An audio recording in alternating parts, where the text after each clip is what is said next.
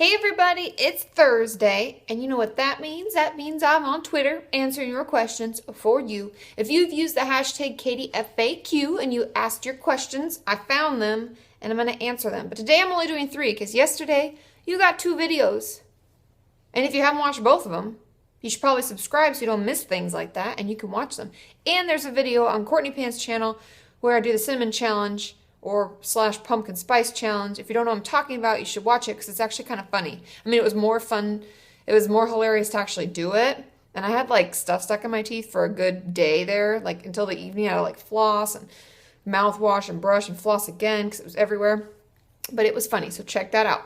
Without further ado, my first question says, okay, here's my question. Can my therapist tell my parents about my past abuse? I'm scared to tell her. By the way, I'm 15. I get questions like this all the time. And in the legal and ethical realm of therapy, if you're under 18, your parents have to sign off as being, you have to sign, and your parents usually sign saying that there's a release so that your therapist can talk to them, they can talk to your therapist. However, so that's the legal portion, but the ethical portion is that as a therapist, we are supposed to be a safe place for you to talk about things, and we will talk to you before we talk to your parents because that would just be the right thing to do, right? You're going to let your client know what you're going to do before you do it so that you make sure it's okay. So with that being said, every therapist is different because we're only legally bound. Ethically, everybody's a little different, right? Because what feels okay to me and what I'm going to tell you, because I always err on the side of keeping my clients' confidentiality, but not everybody's like that. So I would talk to your therapist. I would ask, I would say, I know I'm not 18 and so I'm not legally an adult, but if I share things with you, how much of it are you going to share with my parents? And because if you've been abused and you're under 18, they will be, your therapist being they will be legally bound to report the abuse, so most likely they will tell your parents, okay? And everybody else, if you've had an experience, like always, share your experience below and let us know, okay? And I'm sorry that that's the way it is, but unfortunately, that's the way it is.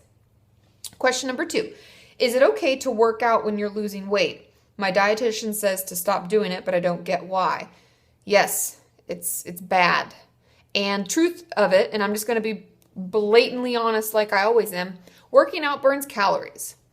And if we're losing weight and we're supposed to be gaining weight and we're burning calories, we're not going to get there and it's not a good idea. And usually when we've been anorexic or bulimic or a binge eater and our metabolism is like, blah, blah, blah, blah, it doesn't know what's going on, working out, honestly, just stresses our heart, which if any of you need to know about the results of an eating disorder, I have a video, so search that. I talk with my girlfriend, Kate, who's a dietitian, about this so we can give more detail. But please, please, please listen to your dietitian. She is right. It's because we need your body to heal itself. And working out is just taking energy away from your body when it needs to use that energy to heal and to get better. Okay? So listen to your physicians, listen to your dietitians, listen to your therapists when we put you on exercise restriction. I know it sucks. I know your eating disorder goes crazy, but we have your best interest in mind. I promise. Okay? Question number 3, my final question. Why/how does depression medicine cause suicidal thoughts to be worse? It actually doesn't cause the thoughts to be worse. You know that black box warning that we hear whenever there's a commercial on? In the States, we have a lot of these commercials for medicines, which I think is totally wrong and terrible. But let's say, okay, so it's like Cymbalta or whatever. You know, you'll feel better, blah, blah. They're trying to sell you on it. And at the end, it's like, it may increase risk of suicide in teens, young adults, or something. I don't even know what it says, but something like that, right? And you're like, why would I kill myself more likely when I'm on an antidepressant? I don't understand. And the truth of it is, the studies show that when we're really depressed and we're suffering from a severe depressive episode, slow down, Katie. Blah, blah, blah.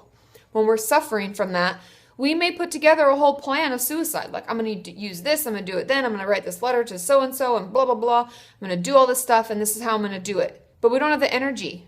For any of you who've been depressed for a while, it's usually like a lethargic depression where we just have trouble getting out of bed and I don't want to see people, I don't want to shower, I don't want to do anything. I just want to like lay and watch reruns of Sex and the City. Oh wait, that's what I do when I'm sick. But you know what I mean. We're really tired and we don't have any energy. And then we get on an antidepressant. And they can take up to 2 months to have the antidepressant effect. But you know what happens earlier than that? Energy comes back. So while we're still depressed and we have this plan, we have the energy to do it. And so they find that suicide rates go up. And your doctor should talk to you about this, but know that the antidepressants work. We just need to give it time, and we need to have a safety plan in place for that. 4 to 6 weeks is usually how long it takes. So a little month and a half, where we may have more energy and maybe a little bit dangerous. Okay? And if that doesn't make sense and you want more clarification, let me know. But that's what the studies show. Now, the journal topic today, and I love this. It was on Pinterest, actually, and I took a little screenshot because that's how I keep track of things in my life these days. And this is a wonderful quote. I'm a quoteaholic, remember? Out of suffering have emerged the strongest souls. The most massive characters are seared with scars. And I like this because many of us struggle with self-harm, but also many of us have emotional scars people can't see. And I want you all to know that those things are what helps make us better, makes us who we are, right? We grow, we change. And I want you to take some time today to actually give thanks for those terrible things happening, because it helps. I want you to, instead of focusing on those terrible things, I want you to journal today about what you've learned from those bad experiences and terrible things and all whatever falls into that category. I want you to write about what you've learned from it, how you've changed, and what you're thankful for in that process. Like, for example, to help you along, my dad passed away, and that was a terrible thing. But you know what it gave me? It gave me not only better awareness that life is short and I need to spend time with my family, I need to reach out, I need to talk to my mom every day, I want to be involved more. So it gave me that, which I'm so grateful for, but it also gave me a better, I guess, appreciation for the time that I did have. And I spend most of my time when I'm sad about it, actually being thankful for the time I had and those wonderful memories, right? So that just gives you an idea. So I'm getting teary just thinking about it.